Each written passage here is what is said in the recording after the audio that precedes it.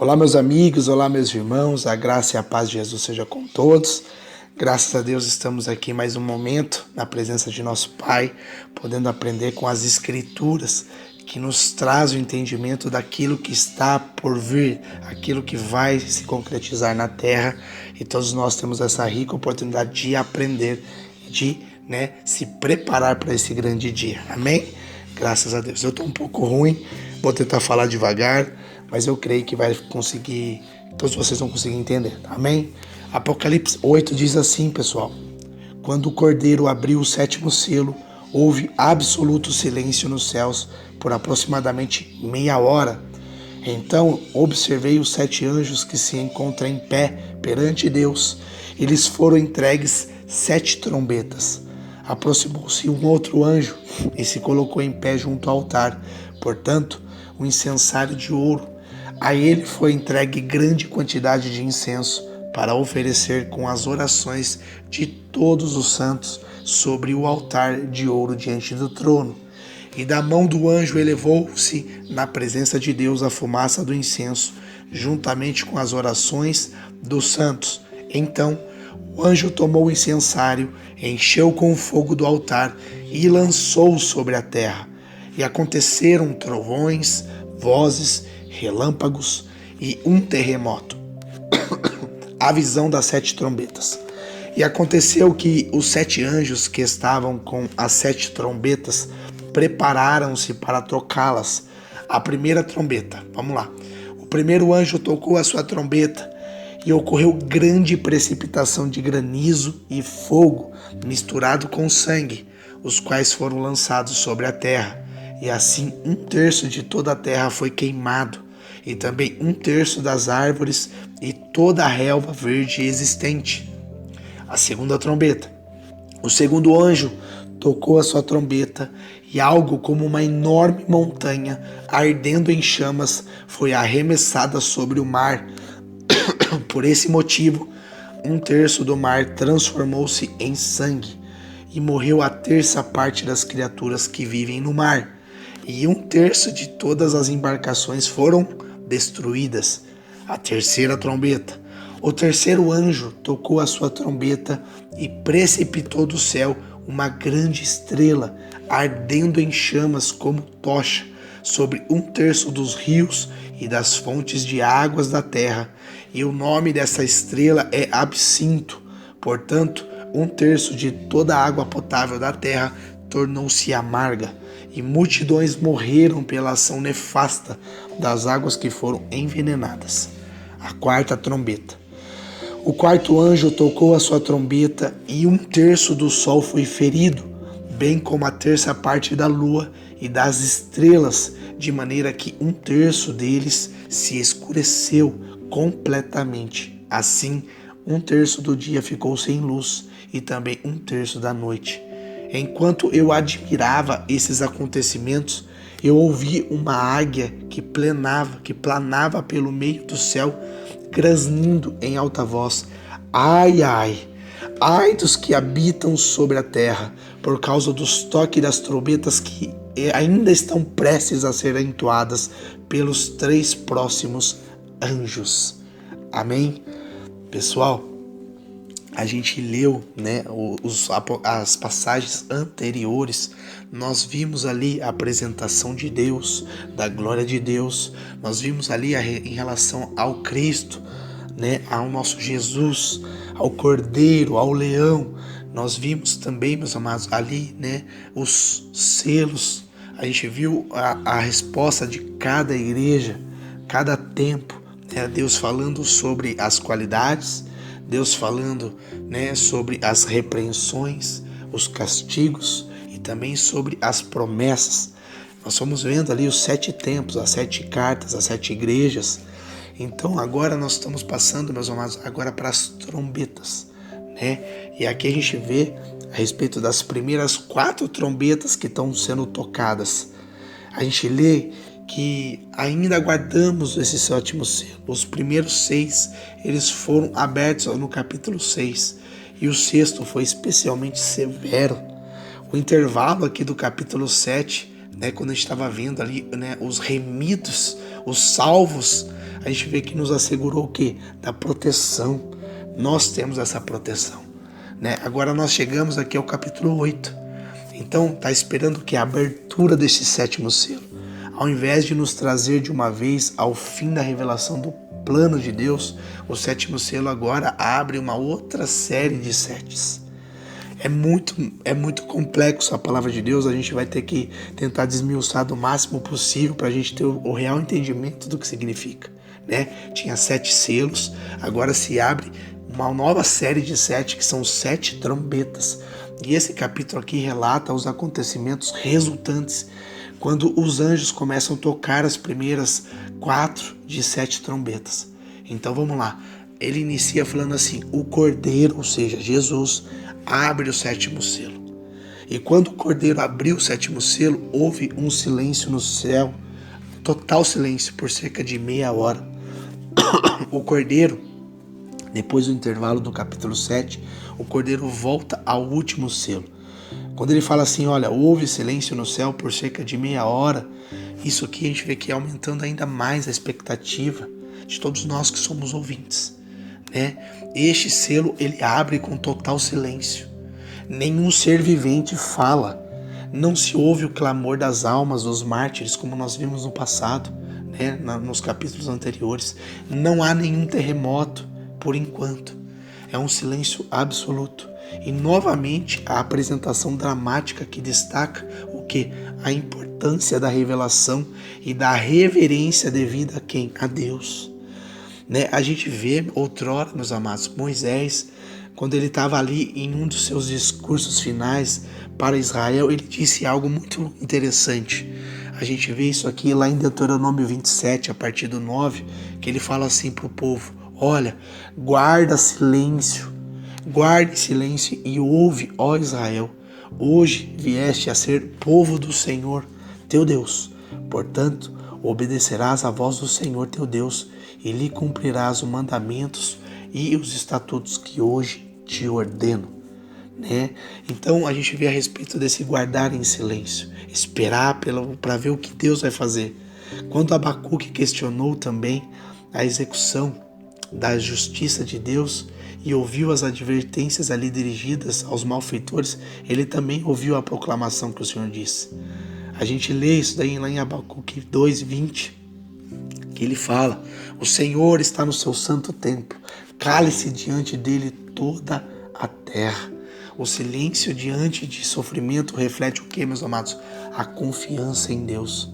Por isso que nós estamos sendo sempre advertidos, sempre ensinados, independente do que estejamos passando, seja lá qual for a circunstância, a ocasião, mantemos o que? A calma, o silêncio diante de Deus, porque Deus está trabalhando, Deus está fazendo, Deus está cumprindo. E quando a gente está no propósito, meus irmãos, quando nós estamos nesse propósito de Deus, aguardando com reverência, com santidade, com obediência, Deus ele cumpre tudo em perfeito estado, pessoal. Isso nós temos que entender, nós temos, independente se estamos sofrendo ou não, temos que refletir essa confiança em Deus em silêncio. Lamentações 3:26 é uma palavra muito clara para nós. Bom é guardar a salvação do Senhor, e isso em silêncio. É aguardar, meus amados, a salvação. Salvação é um plano futuro, é um plano que está diante dos nossos olhos, que está para acontecer. Amém? Nós temos que entender que o período da história, a gente vê que Jesus trouxe a salvação, porém agora nós estamos num processo de transição para a salvação. Então a gente tem que aprender, meus amados, a viver transições. Quando a gente entende que Cristo desceu à terra pela primeira vez para trazer a salvação, o plano de salvação, o plano perfeito de Deus, que antes mesmo da existência da humanidade já existia. Então agora a gente recebeu Cristo, recebemos a salvação, recebemos essa aliança perfeita, esse novo concerto com a humanidade da parte de Deus. E agora a gente está aguardando, né, em silêncio, aguardando em obediência, em santidade, fazendo a vontade de Deus, para que a gente passe por essa transição de salvação, que é mediante o quê? A fé, que é mediante a obediência, que é mediante a santidade. E isso é uma progressão. Nós estamos aguardando passando para que nós venhamos de fato receber essa salvação, que é o que está no plano de Deus para as nossas vidas. E isso, meus amados, nós temos que entender o período de silêncio. O período que muitas das vezes nós temos que parar de falar, parar de questionar, parar, de lançar palavras e entender o propósito. Amém? Então vamos lá. Passando para a parte 2, no segundo verso aqui de Apocalipse 8, ele fala assim: então vi os 7 anjos que se acham em pé diante de Deus.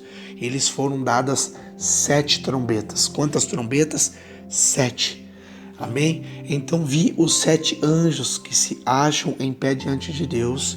Eles foram dados 7 trombetas. De novo, fica muito claro, meus amados, que Deus manda e que as revelações das trombetas vêm do Senhor. 7 anjos em pé diante do trono do Senhor. Eles recebem o quê? Trombetas. Trombetas, meus amados, tinha diversas funções lá no Antigo Testamento. É muito importante a gente ler as Escrituras para nós termos a riqueza do contexto, de como Deus trabalha. Por múltiplas formas não conseguiremos nunca decifrar Deus, mas quando a gente lê as Escrituras, quando a gente se permite aprofundar nos conceitos, nos fundamentos da palavra, meus amados, a nossa leitura é diferente. O nosso entendimento é diferente. É como uma espada de 2 gumes que a gente lê nas Escrituras, que rasga e discerne o que? A alma do Espírito. Ou seja, é muito minucioso. Faz eu e você ter discernimento do profundo. Por isso, leia as Escrituras para vocês terem entendimento do que quer trazer as revelações. Amém? Não é só ler uma vez e já querer ter discernimento da palavra. Tem que ler, tem que estudar, tem que orar, tem que jejuar para que Deus traga, meus amados, a abertura do entendimento. Então, lá em Números 10, a gente lê a respeito, meus amados, das trombetas, ali do soar das trombetas, a questão do número das trombetas, do que Deus queria falar sobre o soar das trombetas, ali quando os sacerdotes, que era Arão, os filhos deles, que eles tocavam as cornetas, era decreto, amém? E tem decreto ali que é perpétuo, ou seja, é para todas as gerações. E se nós não soubermos o significado delas, o porquê Deus criou isso, meus amados, fica difícil da gente entender a revelação profunda, amém? Mas não quero me ater a isso. A gente pode fazer um vídeo depois a respeito das trombetas. Vamos dar continuidade. Ele fala assim, 2 usos têm significado relevante aqui, como a gente vê lá em Números 10. Serviam para soar o alarme no caso de guerra, quando eles tocavam 2 vezes, e para convocar o quê? A multidão ao santuário de Deus. As 7 trombetas, elas vão anunciar guerras divinas contra quem? Contra os ímpios, contra os inimigos de Deus. Amém? Quando a gente lê agora o verso de número 3, que ele fala assim, olha, veio agora outro anjo e ficou de pé junto ao altar, com um incensário de ouro, e foi-lhe dado muito incenso para oferecê-lo com as orações de todos os santos sobre o altar de ouro que se acha diante do trono. Pessoal, preste atenção nessa passagem. Presta atenção nesse momento da Escritura. É muito maravilhoso quando a gente entende, quando ele está falando que outro anjo ficou de pé junto ao altar. O altar do quê? De incenso. Incensário, que ficava diante do trono de Deus. Esse incensário de ouro, meus amados, que continha muito incenso. E junto com o incenso ali, que era aromático, tinha as orações de todos os santos. O que a palavra está dizendo? Todos. Do passado, do presente e do futuro. Tudo que tem de oração, meus amados, todas as súplicas da humanidade, as orações de coração, tudo está armazenado nesse lugar, nesse altar do Senhor, nesse incensário de ouro. Então, meus amados, a gente vê que a palavra de Deus diz que este anjo age como se fosse o quê? Um sacerdote levando o incenso e as orações dos santos ao trono do Senhor. Santo aqui, meus amados, que a gente diz na palavra de Deus, não são imagens, não são idolatrias. Os santos que ele diz aqui somos nós que vivemos em santidade. Amém? Então, é isso que ele está dizendo, a oração dos santos, dos filhos de Deus, as pessoas que estão na terra, que estão vivendo o propósito de Deus, são chamados de santos. Então, foi uma das responsabilidades importantes dos sacerdotes levitas lá do Velho Testamento. Quando a gente lê lá em Êxodo 30, a gente vê, meus amados, quando Arão, ali ele fazia, né, este ato de queimar ali o incenso das especiarias, tinha tudo um propósito, tinha tudo, né, uma sequência muito perfeita, amém, para adorar a Deus. E isso era contínuo, meus amados, de gerações e gerações, para Deus ali receber, meus amados, e perdoar e trazer a bênção dele para o povo, amém? Então, o sangue aqui que a gente vê, sacrificial, né? E o incenso aromático, eles serviam para evitar o quê? A morte dos servos de Deus. A gente lê isso em Levíticos, a gente lê isso em Números. Pessoal, deixa eu só trazer um parênteses para vocês verem como é perfeito, né? Como é perfeito tudo que nós fazemos para Deus quando a gente está, sabe, ligado, quando a gente está sendo instruído pelo Espírito Santo de Deus. Lá no tempo do Velho Testamento, a gente lembra da Arca da Aliança, que ali era um móvel que representava literalmente a presença de Deus. Amém? Não é que Deus se limitava a algo físico, mas ali era um símbolo da glória e da presença de Deus. É onde a gente vê Davi, quando ele está entrando com a Arca da Aliança, ele salmodiava, ele cantava, ele dançava, ele tinha alegria, né, exuberante dentro dele, porque era a presença do Deus Todo-Poderoso.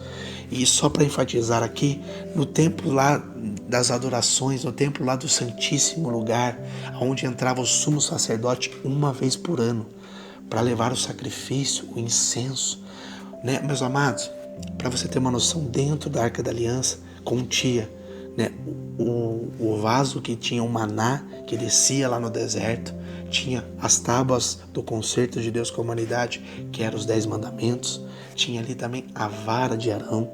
Então, meus amados, isso tudo estava contendo o quê?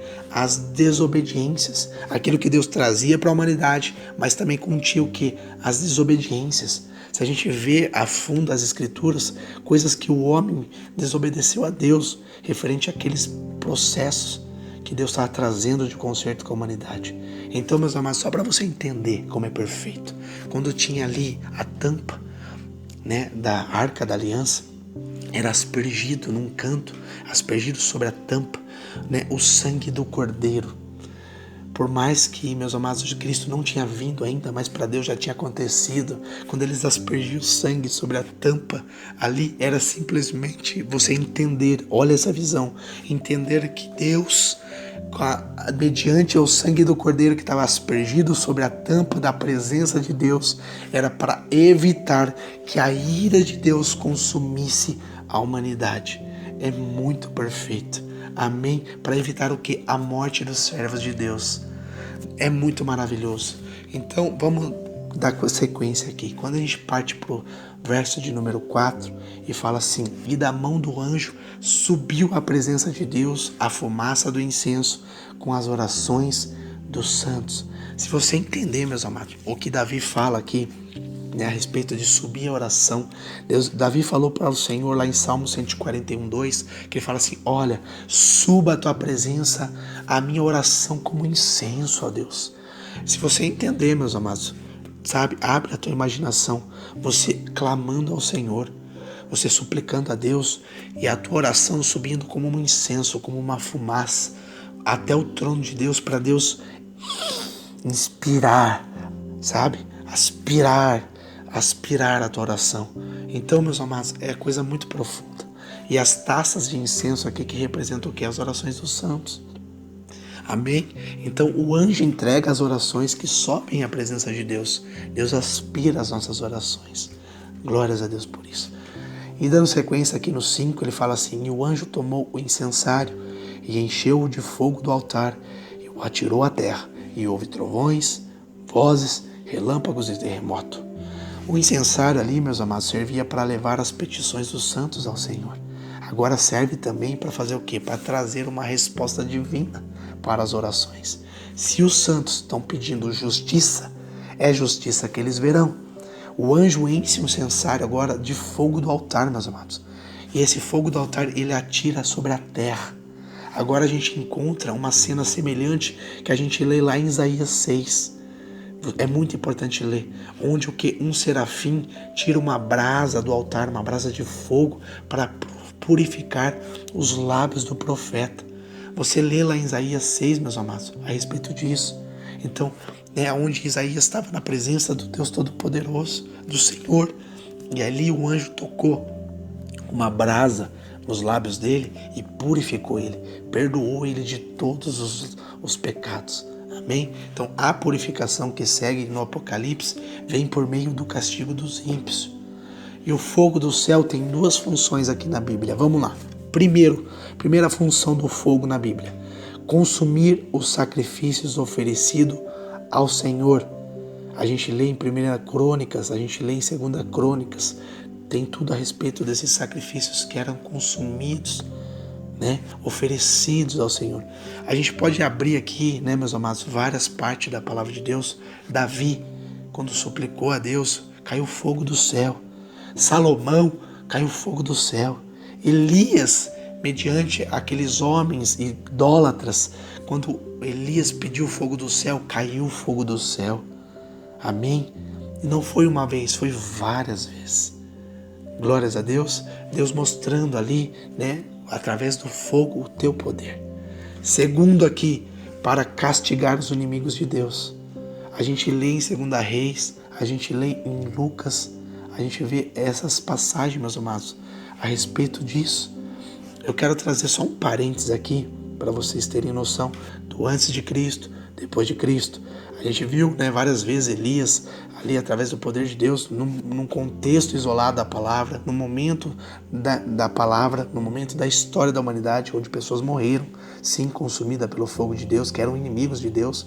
Mas a gente vê agora Jesus falando algo muito importante. Lucas 9:54 diz assim: ao verem isso, os discípulos Tiago e João, discípulos de Jesus, eles perguntaram a Jesus: Senhor, queres que façamos cair fogo do céu para destruí-los? Ou seja, eles foram afrontados pelos inimigos, pelos incrédulos, pelos ateus, pelas pessoas que não tinham entendimento da palavra.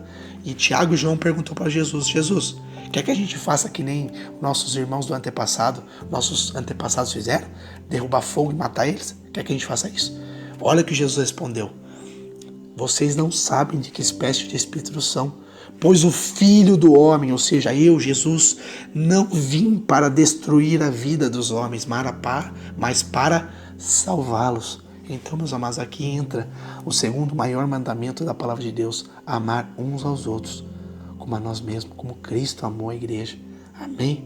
Então não vamos ter mais esse tipo de pensamento de ferro e fogo contra a carne, contra o sangue. Amém? E sim, vamos pelo amor.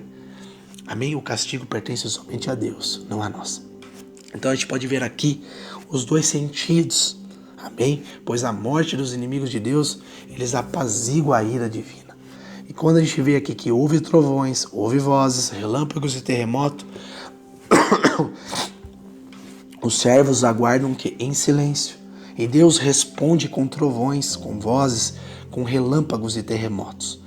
Asaf escreveu num certo momento da sua vida, lá em Salmos, meus amados, a gente vê algo que ele fala assim: olha, vem o nosso Deus e não guarda silêncio, perante ele arde um fogo devorador, ao seu redor esbraveja grande tormenta, intima os céus lá em cima e a terra para julgar. E ele fala assim: olha, os céus anunciam a sua justiça, porque é o próprio Deus que julga. Escuta, povo meu, e eu falarei: eu sou Deus. Amém, meus amados? Deus, ele é maravilhoso, tudo está no controle, no domínio dele. Muitas das vezes nós temos que ficar em silêncio. Amém? Nosso Deus é o quem julga. A justiça permanece sempre nas mãos de Deus, porque é o próprio Deus que julga. Ele está dizendo: escuta, povo meu, e eu falarei. Às vezes, meus irmãos, nós temos que ficar quietinho, só ouvir Deus falar. De vez fazer, temos que ouvir, porque Deus tem todas as coisas nas mãos. Amém? Quando ele fala aqui no 6, então os 7 anjos que tinham as 7 trombetas prepararam-se para tocar. Então os 7 anjos aqui, meus irmãos, o 7º selo revela as 7 trombetas. E esse versículo aqui é a transição que introduz o que? A próxima série de 7. Você lembra que eu falei para vocês? Né? Tinham 7 selos, agora tem uma transição para os 7 trombetas. São 7 juízos, as 7 coisas que Deus vai trazer sobre o inimigo de Deus, que é o mundo. Porém, nós, salvos, meus irmãos, seremos resguardados deste momento. A gente viu no capítulo anterior que Deus está recebendo o que? Da tribulação, né? Recebendo o teu povo, os teus escolhidos, a grande multidão, os remidos. Amém? Fica bem claro aqui, né? Então agora a respeito dessa transição que é introduzida agora, a gente vê que os 7 selos foram divididos em 4, né? Anunciados aqui pelos 4 seres viventes, e 3 com um intervalo entre o 6º e o 7º, que mostrou que é a proteção divina para os fiéis. De modo semelhante, a gente vê, meus irmãos, que as trombetas podem ser divididas em 4 e 3. Estas últimas chamadas de ais, que a gente vê o anjo falando, ai, ai, ai, ele está dizendo. Então, depois do anjo tocar essa 6ª trombeta, nós encontramos o que? Cenas diferentes que tratam da missão de João, da proteção dos fiéis e da vitória, das vitórias aqui da testemunha do Senhor. Amém? Então vamos lá para a primeira trombeta. O primeiro anjo tocou a trombeta e houve saraiva e fogo de mistura com sangue, e foram atirados à terra. Foi então queimada a 3ª parte da terra e das árvores e também toda a erva verde. Então, meus irmãos, o primeiro anjo tocou a trombeta. Cada uma das 7 trombetas será tocada por um dos anjos apresentado no versículo 2. Então, a primeira trombeta nos lembra o que? Das pragas usadas para castigar os egípcios. Lá na 7ª praga caiu chuva também, chuva de pedras e fogo misturado com chuva de pedras. Em Êxodo 9:24 a gente lê sobre isso. Na primeira, as águas se tornaram em sangue. Em Êxodo 7 você lê sobre isso. Foi então queimada a 3ª parte da terra, as árvores e toda a erva verde. Ainda não chegamos ao castigo total, o final, ou seja, pois essa trombeta fala da destruição da 3ª parte da terra, especificamente das plantas. A 3ª parte é citada em outros castigos, né, aqui no Apocalipse. Agora a 2ª trombeta, vamos lá. O 2º anjo tocou a trombeta e como que grande montanha ardendo em chamas foi atirada do mar ao mar, cuja 3ª parte se tornou em sangue. Uma grande, olha só, meus irmãos, é um poder absoluto, extremo, quando a gente lê essas coisas. Uma como que grande montanha ardendo em chamas foi atirada no mar. A gente observa aqui o poder de Deus. Somente o Senhor tem tal poder para fazer isso, meus irmãos, sobre as montanhas. Deus cria os montes e pode pisar os altos. Amós, a gente vê nessa passagem que ele diz ali algo muito lindo, que ele fala literalmente a respeito disso. Amós 4:13, você lê sobre isso. Que Deus que cria tudo, Deus cria um monte, Deus cria o vento e sobre qualquer pensamento, Deus faz todas as coisas. Deus tem o poder de todas as coisas, o Senhor, o Deus dos exércitos, este é o nome dele. Amém? Então, meus amados, quando a gente começa a ver tudo a respeito disso, a gente vai vendo que é Deus que pode queimar uma montanha em julgamento, ou até atirá-la no mar para cuidar dos seus servos. A gente vê em Miqueias Deus falando sobre isso, Mateus sobre isso. Deus deu a Zorobabel, meus amados, a vitória sobre o grande monte que se encontra lá em Zacarias 4. Quando Deus revelou as suas intenções de castigar a Babilônia, ele usou uma linguagem semelhante à da 2ª trombeta. A gente vê lá em Jeremias 51, a partir do 25, a gente vê essa linguagem também. Ele fala assim: eis que sou contra ti, ó monte que destróis, diz o Senhor, que destróis toda a terra, e estenderei a mão contra ti, e te revolvereis das rochas, e farei de ti um monte em chamas. De ti não se tirarão pedras, nem para o ângulo e nem para fundamentos, porque te tornarás em desolação perpétua, diz o Senhor. Então, meus irmãos, é profundo, é muito profundo. Montanhas frequentemente representam o quê? Autoridades, reinos. A gente vê Isaías falando isso lá em Isaías 2. O mar aqui servia como um dos principais meios de comércio Isaías 23, Ezequiel 27, a gente lê sobre isso. Tudo, meus amados, tudo tem um significado. Tudo tem um significado. Neste sentido, a segunda trombeta pode sugerir o que? Um castigo que atinge a economia. O mar também pode representar os povos do mundo. A gente vê em várias passagens, respaldo para isso. Salmos 98, Isaías 23, Isaías 41, Ezequiel 26, Daniel 7, por aí em diante. O castigo aqui seria a derrota de uma grande autoridade, atingindo os povos da terra. Amém? Então por isso que ele fala assim, cuja terça parte se tornou em sangue. Novamente, ele usa essa linguagem da primeira praga lá do Egito, em Êxodo 7. É um castigo grave, mas não é total. E no 9 ele fala assim, e morreu a terça parte da criação que tinha vida, que é existente no mar, e foi destruída a terça parte das embarcações. O mar está cheio de vida, meus irmãos, nós sabemos, mas essa trombeta, ela destrói 1/3 das criaturas do mar. E ela também afeta o que? O comércio, destruindo 1/3 das embarcações, ou seja, vai ficar escasso. A gente vê, meus irmãos, hoje a loucura que é as embarcações trazendo da China, trazendo dos Estados Unidos, trazendo da Europa, o comércio, isso tudo vai ser danificado, tudo. Na época do Novo Testamento, os romanos ali, eles dominavam um império, que foi construído pelo controle do mar Mediterrâneo. Então, a expansão do poder romano durante quase 4 séculos, meus irmãos, havia garantido domínio sobre as principais rotas comerciais entre 3 continentes, a Europa, a Ásia e a África. E uma praga que destrói a terça parte das embarcações deixaria o quê? O império aleijado e enfraquecido. Então a gente vê que essa passagem, meus irmãos, é no sentido literal, entende? É para todos os tempos. Então, a gente está tendo a dimensão do que vai acontecer. E olha só a respeito da terceira trombeta. O terceiro anjo tocou a trombeta e caiu do céu sobre a terça parte dos rios e sobre as fontes das águas uma grande estrela, ardendo como tocha. Olha só, a terceira desta série de castigo usa uma estrela. Pessoal, só tem uma visão, uma estrela caindo na terra, que vai atingir o quê? As águas doces. As águas que os homens precisam para beber. A gente sabe que quase tudo da água que tem na terra é salgada. E o pouco que tem de água potável, água doce, ela vai ser atingida por uma estrela que vai amargar a água.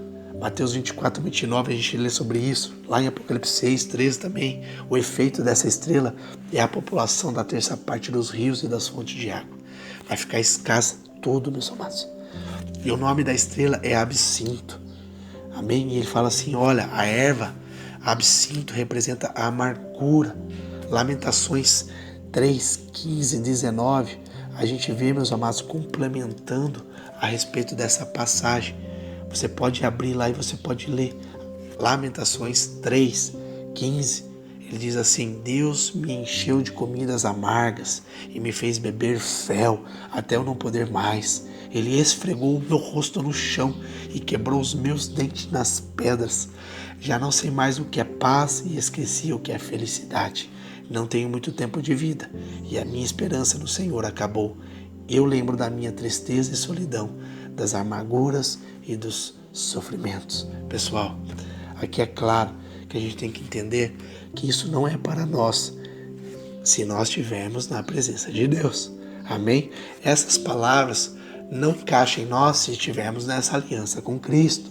Amém? Se estivermos vivendo essa transição com Cristo. Porque Cristo disse que é importante, meus amados, que a gente participe também dos sofrimentos, das angústias, das aflições dessa terra, para que também venhamos participar com a glória que há a ser revelada nele. Então a gente tem que entender, meus amados, que tudo isso que está sendo dito, esse castigo divino que a gente vê em tantas passagens, como a gente vê agora em Lamentações, tem em Provérbios, tem em Jeremias, a gente vê que Deus está destacando aqui, e atacando as águas potáveis, mas não é para nós. Se a gente estiver com Cristo, nós seremos privados disso tudo. E Deus está trazendo isso, está nos lembrando do efeito da primeira praga lá do Egito. E quando Deus abençoou o seu povo, Ele tornou doce as águas amargas. Deus trouxe o quê? para o seu povo, não para os inimigos. Restituição, livramento. Amém? Aqui ele faz ao contrário para castigar o quê? Os ímpios. Então vamos para a quarta trombeta agora. Na quarta trombeta, a gente vê que o quarto anjo tocou a trombeta e foi agora ferida a terça parte do sol, da lua, das estrelas. Olha só agora, meus amados, a linguagem usada para descrever o efeito da quarta trombeta, ela é típica de profecias, de visitações divinas, que a gente vê várias vezes na palavra. Pois Deus, meus amados, Deus ele controla, né, os corpos celestes, tudo, meus amados. Deus tem o domínio de tudo. Se você entender o Deus que tu serves, meus amados, é muito profundo. Isaías 40, 26, a gente vê Isaías dizendo, olha, ergam os olhos e olhem para as alturas. Quem que criou tudo isso? Quem foi que criou tudo isso? Você tem ainda a capacidade de achar que é um Big Bang que aconteceu? Aquele que põe em marcha cada estrela do seu exército celestial e todas chama pelo seu nome. Deus tem até nome para as estrelas, meus amados. Tão grande é o seu poder e tão imensa a sua força que nenhuma delas deixa de comparecer. Isso é o que Isaías está dizendo, da glória de Deus. Amém, meus amados? Jeremias, perdão. Tem que tomar um fôlego aqui, pessoal. Jeremias, ele também diz isso lá em 31, 35, que ele fala assim, olha, assim diz o Senhor, aquele que designou o sol para brilhar de dia, que decretou que a lua e as estrelas brilhem de noite, que agita o mar para que as suas ondas rujam, o seu nome é Senhor dos exércitos. Amém, meus amados? Se você entender a profundidade do que a gente está aprendendo aqui, é você receber isso com alegria. Porque isso pertence, meus amados, aos inimigos de Deus. Aqueles que realmente negaram a Cristo. Realmente não foram fiéis, não foram santos. E isso é para eles. Então Isaías, ele transmitiu também a profecia contra a Babilônia. Então, meus amados, a gente vai vendo que tempos e tempos e tudo se converte ao quê? As profecias. Tudo se cumpre. Deus está trazendo o cumprimento de todas as profecias. E quando Isaías transmitiu essa profecia contra a Babilônia, ele disse lá em Isaías 13, ele falou, olha, porque as estrelas e as constelações dos céus não darão a sua luz. O sol, logo ao nascer, se escurecerá, e a lua não fará resplandecer a sua luz. Ezequiel também usou a mesma linguagem na profecia contra Faraó, lá do rei do Egito. Ezequiel 32:7, a gente lê sobre isso. Joel a empregou também nas suas descrições de castigos divinos. Joel 2, você lê isso. Então, como nos cumprimentos das profecias do Velho Testamento, a profecia da quarta trombeta não é do fim do mundo, meus irmãos. Ele descreve o que é um castigo de pessoas aqui na terra.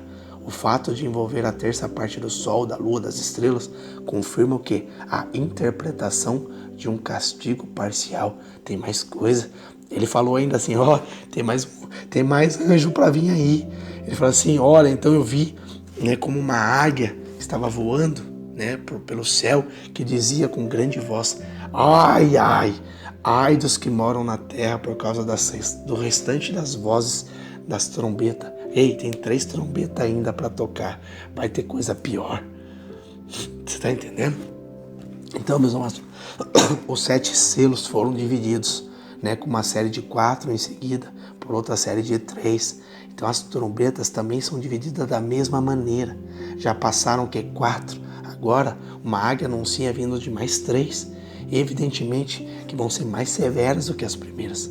E a águia é conhecida universalmente como um forte predador, aqui voando pronto o quê? Para descer e tomar a sua presa. Quando ele fala ai, ai, ai dos que moram na terra, a palavra ai demonstra o quê? Dor, lamento. E ele fala por repetida 3 vezes, meus amados. Sugere que vai ser extremo, um pré-anúncio dos castigos mais severos que estão por vir. E novamente, a mensagem se aplica às pessoas que ficarão na terra. Então, uma conclusão um pouco abrangente aqui do que está falando, meus irmãos. As primeiras 4 trombetas anunciaram que terríveis castigos divinos sobre a terra. né, o que virá nas últimas 3 trombetas que a gente viu no capítulo, que a gente vai ver nos capítulos 9, 10 e 11, será ainda mais aterrorizante do que as aflições que já passaram. Amém, meus amados? Que Deus abençoe você com essa palavra. Medite. A palavra aqui não é para trazer medo, não, pessoal. É para trazer ao meu e ao seu coração que nós temos que aguardar em santidade o resgate, para que a gente venha participar dos resgatados, dos salvos em Cristo, desse povo eleito que vai subir, meus amados, e não vai viver, né, coisas terríveis como essas das trombetas. Eu creio nisso, que a palavra mesmo diz, né, anteriormente, que ali estavam encontrando no céu os remidos, os salvos, né? Em nome de Jesus, fique na graça e na paz de Jesus.